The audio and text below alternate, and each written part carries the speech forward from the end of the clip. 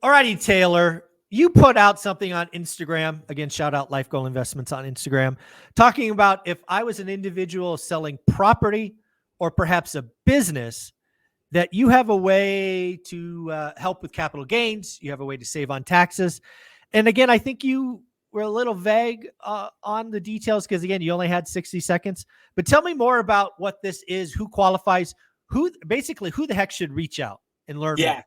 This is the most tangible, here's what we can do for you, any advisor could ever do is this investment strategy. So if you're in a scenario where you are selling a business, selling an investment property, selling a concentrated stock position, where you're going to come into this significant capital gains event, this investment is specifically for you, and the tangible impact of it is real. So there's two goals of the underlying investment. The first one is the underlying investment's performance is supposed to track the S&P 500's performance plus or minus 2%. And if you look back over the past 3 years, 2 out of 3 it's outperformed, 1 out of 3 it's underperformed, all within 2 to 3%. So you're staying right on top of the S&P 500, essentially plus or minus a little bogey. That's kind of the easy one. The second part is the massively important part. Not only does the investment provide the returns I just mentioned, but it also has the ability to generate capital losses for you to offset the gains. So what it intends to do and has successfully done throughout its history is produce about a 30% capital loss, realizing a loss in year 1, 30% realization of loss in year 2, 20 and 20 in year 3 and year 4. And so essentially what you're doing here is you're putting capital to work. You're getting S&P 500 like returns, plus or minus 2%. Hopefully it's plus. Mm-hmm. And you're also generating losses that are going to be used in the future, whether it's this year you sell your property or business or concentrated stock position, whether it's next year, whether it's next year, whether it's next year. And the further you can get out in front of it, the more beneficial this is because you can just continuously stack those capital losses for that impending sale when it happens. So again, people should be reaching out to you to dig into this because these kind of discussions are very personal in nature. But kind of at the high levels, what I think I hear you saying is, whatever this particular investment is, put some capital work early. That's going to help start generating losses on a normal, tax return. You're going to carry forward these losses. Those Correct. losses stack. And Correct. then at the point of disposition, you get this big whopping capital gains, bingo, bango, wash them together. Your tax burden is lower. Is that kind of the picture? You're spot on.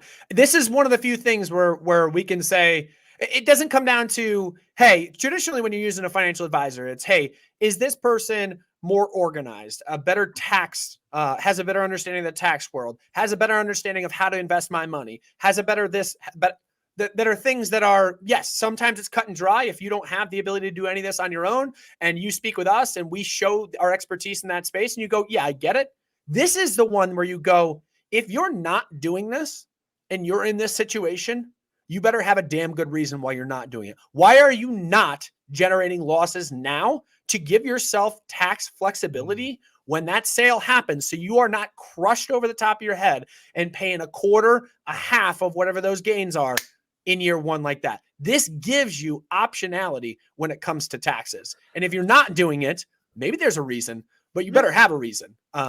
So again, I want to play this out because when I watched the video on Instagram, it sounded to me like, hey, sell your property, your business, your stock portfolio, and then do this investment. That's not what you're saying. You're saying, hey, you're going to have a liquidity event at some point in the future.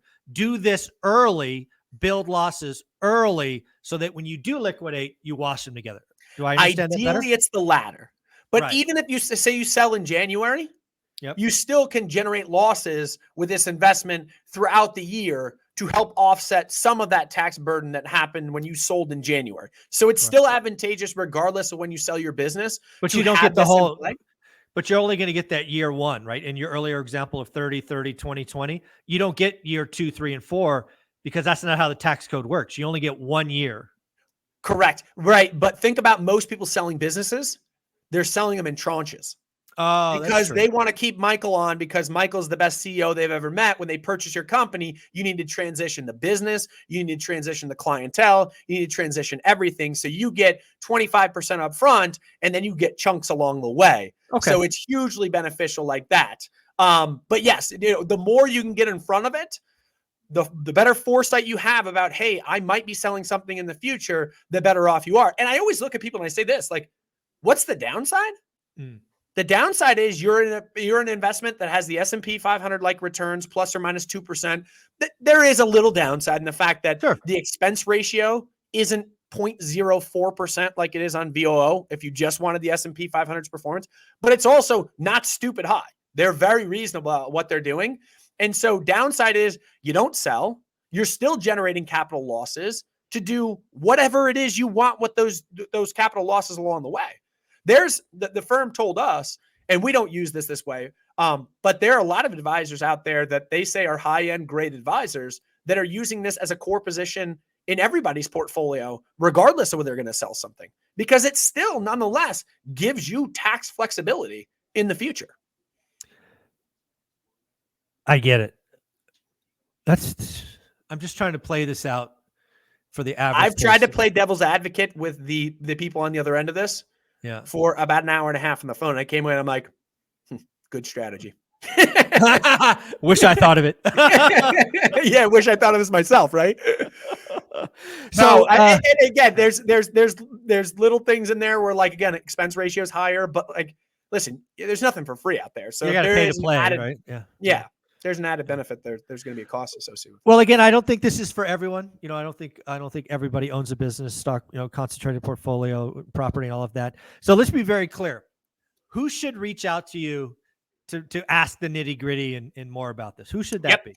So the absolute prototype is someone that owns a business that is going to sell, but they also have lieutenants that they've all given exposure to keep them on board along the way. That lieutenant should also call that owns 1/10 of the business or whatever it is. A tech employee that has been garnering RSUs for 15 years and they have a stupid amount of Google, NVIDIA, Amazon, whatever. They are going to want to diversify that position over time. And thus, an investment here to start generating losses allows them to start to diversify in the back end of that, getting out of that concentrated stock position in a more diversified manner. And doing so without getting smashed with taxes. And then the third one that might be most pertinent to your particular audience is you sell a property. You don't 1031 it into something else. All of a sudden, whack, you're getting smashed with taxes. All right, this is a way to start getting in front of that. Or even if you do it early in the year, you're starting to generate losses in the year that you sell. Folks, there's a lot here. Again, I do not pretend to be a tax advisor or financial advisor. I'm just a guy that asks a bunch of silly questions. If you want to know more about this, because you are one of those avatars, they can just reach out here, lifegoalwealthadvisors.com. Is that where they go? Yep, exactly right. Yep, come and we'll have a conversation. We'll get to know a little bit about what your needs are and tell you this is for you, this isn't for you. Yeah, it's not for everyone, but again, I think there's a few people out there that this might be it's going to be one of those things. It's either going to be extremely beneficial or it doesn't play. If you fit the mold of what we described, it is going to be extremely beneficial, right? We can't control the market. So we can't say that the underlying investment is going to be a rock star because the S&P 500 can do whatever it can do. You're going to be within 2%-ish of that.